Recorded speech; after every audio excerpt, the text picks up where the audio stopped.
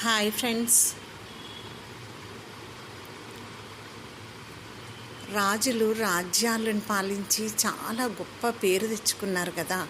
వాళ్ళు అంత గ్రేట్గా ఎలా బిహేవ్ చేయగలిగారు?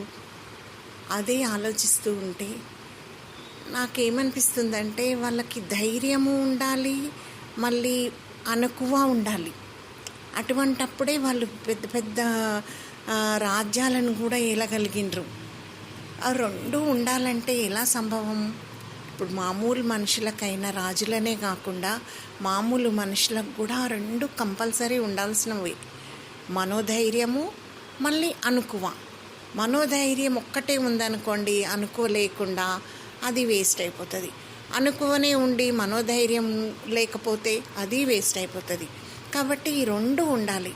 ఈ రెండు ఉండాలంటే ఎలా అని ఆలోచిస్తే భక్తితోనే సంభవం అనిపిస్తుంది ఫ్రెండ్స్. మీరేమంటారు? భక్తి, శుద్ధ భక్తి ఉంటేనే మనకు ధైర్యం వస్తుంది లోపల మనసులో నుండి, మళ్ళీ అణకువ కూడా వస్తుంది అట్ ద సేమ్ టైం. ఈ రెండు వస్తాయి. కాబట్టి ప్రతి ఒక్కరికి శుద్ధ భక్తి ఉండాలి. భక్తి అంటే ఏదో మూఢభక్తి కాకుండా మంచి భక్తి, అంటే అది శుద్ధ భక్తి, అంటే అది నమ్మకంతో కూడిన భక్తి అయి ఉండాలి.